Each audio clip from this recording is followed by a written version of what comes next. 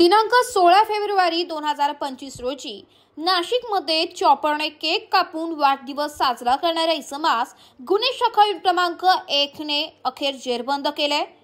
याबद्दल सविस्तर वृत्त असं की 2 ते 3 दिवसांपूर्वी शांतीनगर भागात एक इसम चॉपरने केक कापून वाढदिवस साजरा करीत असलेल्याबाबत एक व्हिडिओ व्हायरल झाला होता। सदर इसमाचा शोध घेऊन त्यावर कारवाई करण्याबाबत माननीय पोलीस आयुक्त यांनी आदेशित केले होते। त्या अनुषंगाने नाशिक शहरात प्रतिबंधात्मक गस्त करीत असताना पोलीस हवालदार रवींद्र आढाव यांना त्यांच्या गुप्त बातमीदार मार्फत बातमी मिळाली की चॉपरने केक कापणारा इसम हा शांतीनगर परिसरात कमरेला चॉपर लावून दहशत निर्माण करीत असल्याची खात्रीशीर बातमी मिळाली होती। सदरची बातमी वरिष्ठ पोलीस निरीक्षक श्री मधुकर कड यांना देऊन त्यांनी पोलीस उपनिरीक्षक चेतन श्रीवंत, पोलीस हवालदार रवींद्र शामराव आढाव, महेश साळुंके, पोलीस अंमलदार विलास चारोस्कर, नितीन जगताप, मुक्तार शेख यांचे पथक तयार करून त्यांना मार्गदर्शन करून रवाना केले। नमूद पथकाने मिळालेल्या बातमीच्या अनुषंगाने दिनांक 15 फेब्रुवारी रोजी आरोपी नामे गजानन गणेश शेळके, वय वर्ष 20, राहणार मानकर मळा,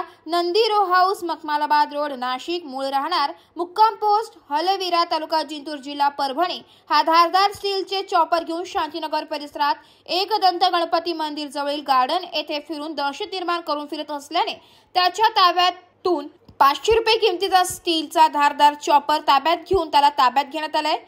आणि त्याच्यावर कारवाई देखील करण्यात आली। सदर आरोपी याच्या विरुद्ध सरकारतर्फे पोलीस हवालदार रवींद्र आढाव यांनी फिर्याद देऊन भारतीय हत्यार कायदा कलम 4/5 व महाराष्ट्र पोलीस कायदा कलम 135 प्रमाणे गुन्हा दाखल केलाय। सदरची कामगिरी ही माननीय श्री संदीप क्रॅनिक पोलीस आयुक्त नाशिक, माननीय श्री प्रशांत बच्छाव पोलीस उपायुक्त गुन्हे शाखा नाशिक शहर, माननीय श्री संदीप मिटके सहाय्यक पोलीस आयुक्त गुन्हे शाखा नाशिक शहर यांच्या मार्गदर्शनाखाली गुन्हे शाखेचे वरिष्ठ पोलीस निरीक्षक श्री मधुकर कड, पोलीस उपनिरीक्षक चेतन श्रीवंत, पोलीस हवालदार रवींद्र आढाव, महेश साळुंके, योगीराज गायकवाड, रोहिदास लिलके, पोलीस अंमलदार नितीन जगताप, विलास चारोस्कर, मुक्तार शेख, चालक पोलीस हवालदार सुखराम पवार यांनी केली आहे।